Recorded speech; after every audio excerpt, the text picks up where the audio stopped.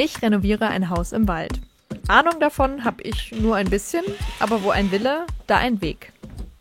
Heute geht's meinem Schlafzimmer an den Kragen. Um ehrlich zu sein, hatte ich eigentlich einen anderen Plan. Hatte ich doch ein wunderschönes Tiny House im Wald. Aber wie das Leben so spielt, ändert sich manchmal die Richtung. Und so stehe ich nun hier, wieder im Wald, mit einem anderen Haus und einem neuen Versuch, einen Ort zu schaffen, der sich nach Ankommen und Zuhause anfühlt. Ich finde das gerade mega krass, den Raum nochmal so ganz leer zu erleben. Kann man irgendwie nochmal ganz neu überlegen, wie man alles machen möchte. Saugen, Wand streichen. Das neue Haus ist wie eine große Leinwand für mich, wo ich mich noch etwas scheue, den ersten Schritt zu machen. Der Plan ist, im Schlafzimmer anzufangen und mich Schritt für Schritt durchs ganze Haus zu hangeln. Jetzt wird's bunt. Ich bin so gespannt, wie die Farbe sich hier verhalten wird. Okay. Ich muss ehrlich sagen, dass die um einiges greller ist, als ich dachte. Ja doch, ich glaube, das könnte schon so werden, wie ich mir das vorgestellt habe, hoffentlich. Okay. Ja.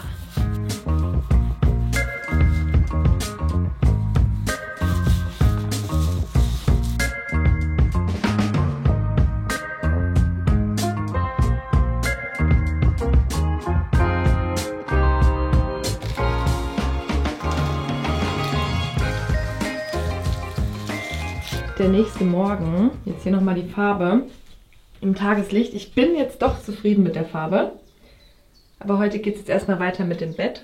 Ich war im Holzhandel und habe wunderschönstes Holz besorgt für mein Bett. Alles, was ich für mein Bett brauche, ist das Holz. Das habe ich recht günstig erstattet. Ich habe für das komplette Holz 75 € im Holzhandel bezahlt. Ich habe Fichten-Seitenteile. Das Lattenrost ist Douglasia, weil Douglasia auch gut mit Feuchtigkeit kann. Und meine Außenpfosten sind Lärche, weil das halt massiv ist. Außerdem habe ich 4 Winkel für innen und 1 für so eine Querstrebe noch fürs Lattenrost. Und das war's schon, wollte ich sagen. Los geht's, ich kann es kaum erwarten. Mich hat letztens eine Freundin gefragt, woher ich denn immer so weiß, wie man Sachen macht. Dazu kann ich nur sagen, dass ich auch nichts weiß, bis ich jemanden frage. Und auch beim Bett habe ich einfach jemanden gefragt, der schon mal ein Bett gebaut hat und mir das da abgeschaut. In die Posten wird das Bettgestell so eingesetzt, das heißt, es liegt hier dann auf. Das heißt, hier muss eine Ecke auch raus. Daher ja, das ist mein erstes Bett, das ich baue und es war gar nicht so schwer, wie ich dachte. Die Kreissäge kann halt hier an beiden Seiten anschneiden, aber natürlich halt nicht mir die Ecke raustrennen. Deswegen muss ich da nochmal mit dem Multitool ran. So ist es, wie ich finde, bei vielen handwerklichen Sachen. Als ich angefangen habe zu überlegen, wie ich das Bett bauen möchte, kam mir das total komplex vor.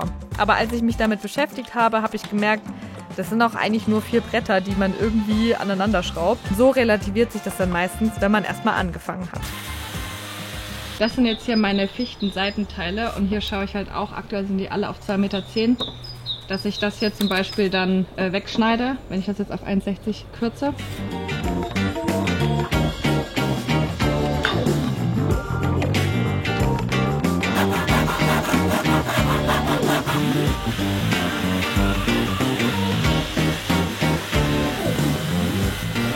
So, hier ist mein Lärchenbein und hier ist meine Fichtenseite. Und so wird es jetzt quasi hier ineinander gelegt und hier kommt dann noch die kurze Seite dran. Also das hier ist jetzt die lange 2 Meter Seite.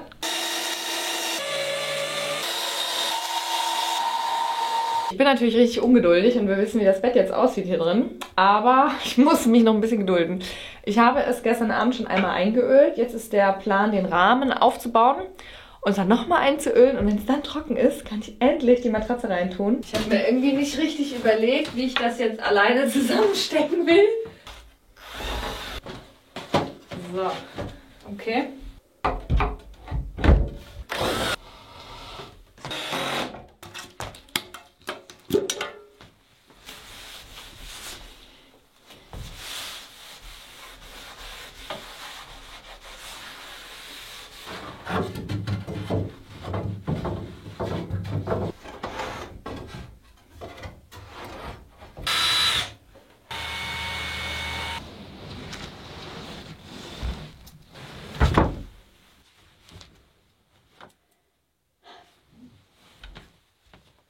Ich bin total zufrieden, wie das Bett geworden ist. Klar, hier und da ein bisschen kleine Fehler. Ich bin kein Profi.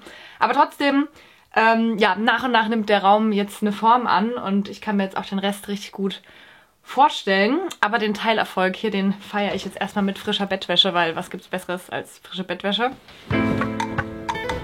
Ich habe das wunderschöne Spannbettlaken in der Farbe Cappuccino von Jonna Sleep. Das Tolle ist halt hier wirklich dieser Multi-Stretch-Gummi. Und diese sehr tief eingeschnittenen Ecken. Also meine Matratze ist wirklich hoch und trotzdem passt es hier einmal rum. Das Spannbettlaken sitzt immer, wo es soll, verrutscht nicht, wirft keine Falten und ist super hochwertig. Die Spannbettlaken werden plastikfrei verschickt, in Österreich hergestellt und haben eine 150-Wäschen-Garantie.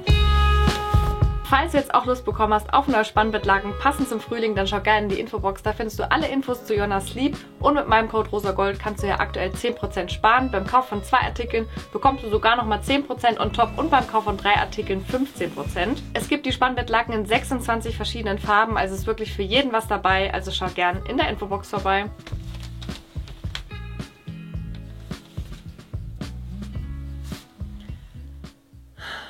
Ich weiß nicht, warum das so ist, aber irgendwie kommen einem, finde ich, nachts immer die besten Ideen, wenn es um Zimmerumgestaltung geht. Ich hatte hier eigentlich diesen Vorhang gekauft, um den halt hier hin zu hängen. Also gekürzt logischerweise. Aber irgendwie kam mir jetzt auch so die Idee, ich wollte halt auch schon immer mal so ein märchenhaftes Himmelbett haben. Und eigentlich dachte ich mir, dass der Raum hier ja auch optimal dafür ist.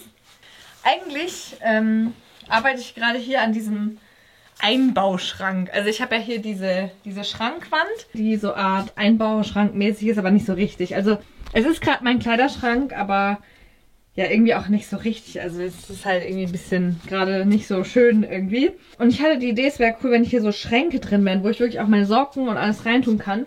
Und dann ist mir aufgefallen, ich habe ja hier diese Nachtschränkchen, also die waren hier schon drin.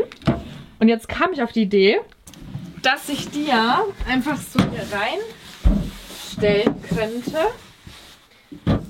Und dann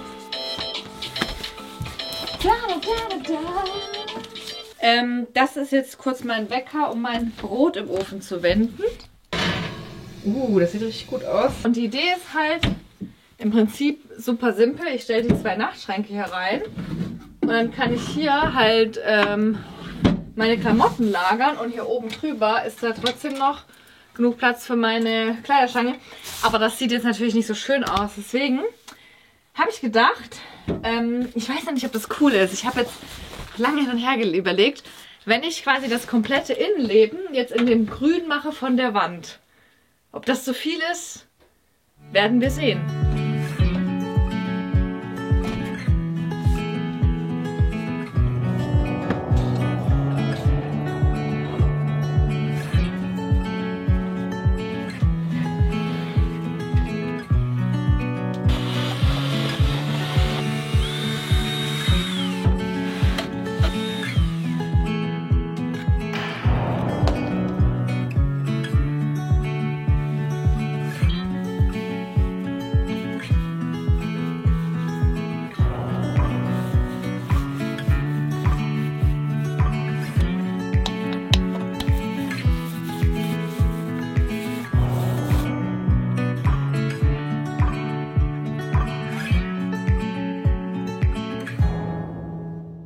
Oh, ich finde, das sieht so schön aus. Ich freue mich jetzt richtig, das zusammenzubauen.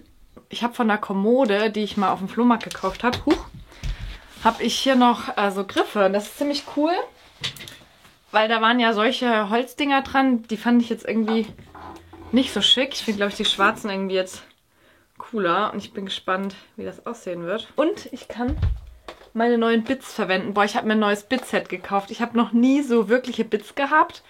Die ich hatte, die waren so aus so einem Verschenkeschrank, die waren übel verrostet. Also das waren eigentlich keine Bits. Ja, dann war ich vorgestern im Baumarkt und war so, boah, ich glaube, jetzt ist es an der Zeit für mein erstes eigenes Bit-Set. Wow, oh mein Gott, das ist wirklich ein krasses Gefühl. Jetzt fühle ich mich wirklich so, als renoviere ich hier irgendwas. So. aber was passt hier? Das da. Boah, die sind einfach so viel besser als das, was ich jetzt gerade habe. Wow, ich brauche keine Zange, um das hier drauf zu ziehen. Was für ein Leben, was für ein Luxus. Weg mit dem Ding.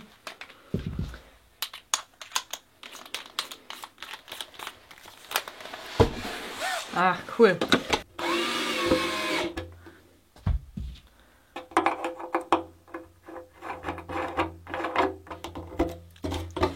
Ich finde übrigens, dass dieses Grün in der Kamera ganz anders rauskommt als hier bei mir. Es ist weniger grell als in der Kamera, also nur so als Info. Ich habe immer noch Angst, dass die Farbe nicht die richtige ist. Ja, ich gebe es ja zu. Ich sehe hier gerade, dass die eine Schraube hier viel länger ist. Ich glaube, das passt dann nicht dadurch.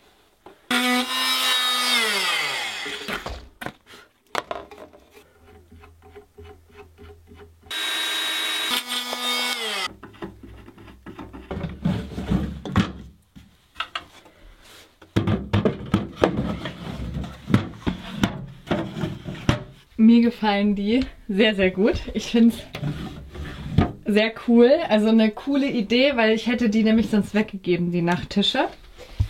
Jetzt bin ich aber hier noch nicht ganz fertig, weil eigentlich war hier ja diese Metallkleiderstange drin, aber es ist vielleicht ein bisschen penibel. Ich mag das Geräusch nicht von Kleiderbügeln, wenn die über so Metall, also ich finde das irgendwie unangenehm. Deswegen werde ich das Ganze hier mit so einer Holzstange austauschen.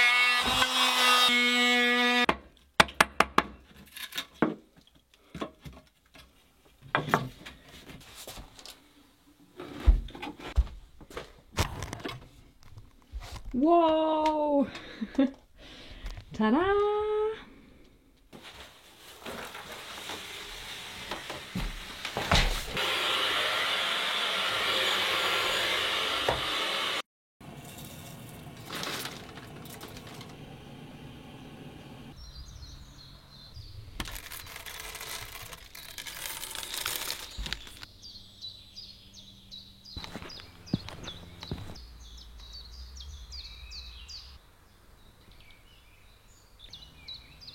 Die Geräuschkulisse ist super schön aktuell. Boah, hier hört man gerade auch noch die Ameisen, das ist ja krass. Also klar, die Vögel die ganze Zeit, das freut mich total. Die Tage werden immer mehr, an denen die Sonne scheint und die Vögel zwitschern. Und jetzt höre ich hier diese Ameisen.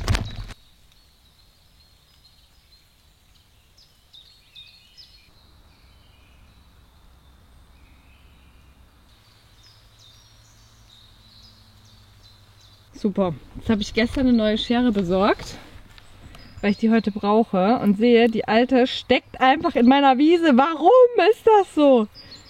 Aber naja, die war irgendwie war die komisch. Guck mal, die trifft gar nicht aufeinander. Nun gut. Ich liebe das Morgenlicht, wenn hier so die Sonne hier irgendwie so alles ausreißt im Schatten. Ja, das ist hier gerade so der aktuelle Stand. Hier liegt schon das Projekt von heute. Vorhangstange anbringen. Huch. Und ja, noch mein Himmelbett. Ich werde noch ein Himmelbett bauen. Mal sehen, ob das was wird. Ich finde, Vorhangstangen sind so ein Detail. Eigentlich achtet man da ja nie drauf. Und dann, wenn man mal irgendwie welche sucht, dann merkt man, boah, das ist irgendwie gar nicht so einfach, da schöne zu finden. Boah, ich bin begeistert. Okay. Ich habe hier gar nicht so viel Platz. Ich muss das jetzt hier gut timen. Das Multitool hier, das war damals das erste Werkzeug, was ich mir selber gekauft habe, also fürs Tiny House damals noch. Also nach dem Akkuschrauber. Akkuschrauber hatte ich schon. Und dann kam das Multitool. Und ich weiß noch, wie ich mir so dachte am Anfang, ja, keine Ahnung, für was das jetzt sinnvoll sein soll, aber ich kaufe es halt mal, es sieht praktisch aus. Und das Ding, man kann mit dem alles machen. Das ist wirklich multifunktionell. Und, also, egal. Ich will jetzt hier nicht zu sehr flexen, mit was ich alles Tolles habe. Ich habe auch noch ein neues Bohrset. Ja, ich habe noch ein neues Bohrset. Das kann ich auch noch zeigen dann. Aber jetzt, ja, erstmal hierzu. So, jetzt hier einmal Trick 17, weil man muss da so reinbohren und das ist natürlich zu kurz. Deswegen nutzt man eine sogenannte Bitverlängerung. Ja, ey. Hier lernt man wieder einiges heute in diesem Video. Sorry, ich weiß auch nicht. Ich bin heute irgendwie im Selbstgespräche-Modus. Ich sehe hier zu wenig Leute, glaube ich, tatsächlich. Ist auch schön. Irgendwie, also ich genieße es gerade sehr, hier zu sein. Aber man grenzt natürlich leicht an die Einsiedelei. Und muss dann aufpassen, dass man nicht komisch wird. Hier, meine neuen Bohrer. Also da habe ich auch wieder den Vogel abgeschossen. 10 Stück. Ja, 10 Stück habe ich jetzt. Wow. Tja. So läuft's.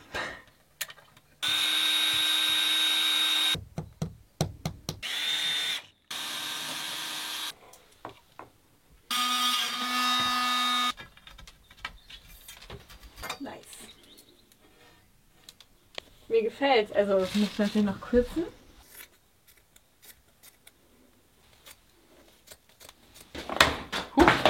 Tada! Ich habe etwas auf Kleinanzeigen gekauft, und zwar diese Nähmaschine hier. Das letzte Mal, dass ich was genäht habe, ist ja mit meiner Mama. Oh, Wahnsinn, die haben hier schon eine passende Garnfarbe. Ja, ich nähe normal, also ich habe schon ein paar Mal Vorhänge genäht, so fürs Wohnmobil oder fürs Tiny House, aber dann immer mit meiner Mama. Und ich habe noch nie so etwas probiert hier, wie so mit sowas. Ziehen Sie den Faden durch den Schlitz unter der Spannfeder. Oh. Boah, ich bin gerade so stolz. Mama, ich kann es alleine. Das musste die Mama nämlich immer für mich machen. Einsetzen der Spulenkapsel. Achten Sie darauf, ziehen Sie den Faden davon, öffnen Sie, okay. Ich bin gerade voll der Fan geworden, davon Betriebsanleitungen zu lesen. Sowas vermeide ich eigentlich, aber da wird ja alles erklärt. Ich bin gerade wirklich stolz. Ich habe das komplett alleine jetzt eingefädelt hier. Den unteren und den oberen Faden. Okay, ich bin gespannt, ob jetzt das auch hier funktioniert.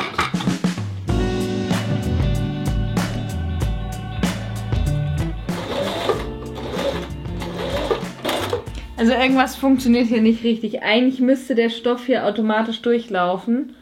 Und ich nähe außerdem auch in die falsche Richtung. Eigentlich näht man von sich weg. Aber hier ist so ein Umschalter, aber irgendwie funktioniert er nicht. Ich weiß nicht. Aber ist mir egal, es funktioniert einigermaßen. Hier entsteht eine Naht, darauf kommt es an.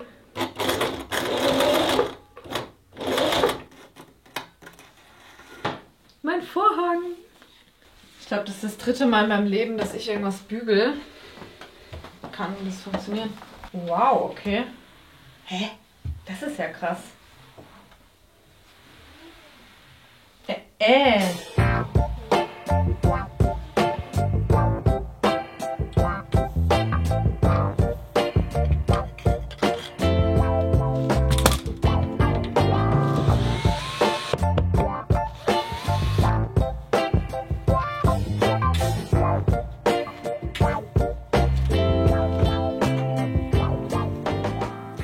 Auch witzig, wie so ein Vorhang vor meinem Bett. Aber so ist eigentlich nicht gedacht.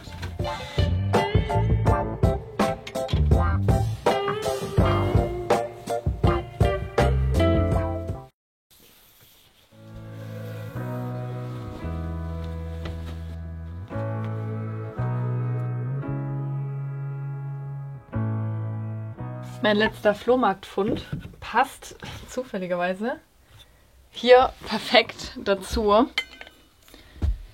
Das ist auch hier vom Flohmarkt. Ich habe gestern noch bis 2 Uhr nachts hier mit diesem Ding gekämpft. Ich wollte ja eigentlich 2 Schals haben, aber irgendwie hat es mir noch nicht gefallen, als ich es dort so hatte. Deswegen habe ich es wieder abgehängt. Jetzt habe ich hier so ein kleines Himmelbett und das ist echt süß, weil wenn man da sitzt und so rausguckt, dann hat man ein bisschen das Gefühl, man sitzt so in einem Zelt. Das gefällt mir irgendwie sehr gut. Ich bin im Allgemeinen zufrieden, wie es geworden ist. Trotzdem so viele Sachen, die ich anders gemacht hätte natürlich. Also ich hätte ein bisschen eine andere Wandfarbe genommen. Die Vorhänge hätten ein bisschen länger sein dürfen, habe ich zu kurz abgeschnitten. Vorhangstange ein bisschen höher wäre gut gewesen. Auch beim Bett natürlich irgendwie diverse Sachen, wo ich mir jetzt denke, nee, das wäre irgendwie anders besser gewesen. Wo ich so kleine Fehler gemacht habe. Aber auf der anderen Seite, ich habe zum ersten Mal mir ein Bett gebaut. Und habe da voll viel dazu gelernt. Dann habe ich die Nähmaschine bezwungen. Das eröffnet mir auch voll viele Möglichkeiten, dass ich das jetzt kann. Also es ist noch nicht von Können die Rede, aber es hat funktioniert, etwas zu produzieren. Ja, deswegen, ich bin froh, dass ich mich daran getraut habe. Bin gespannt, was ich noch so lernen werde.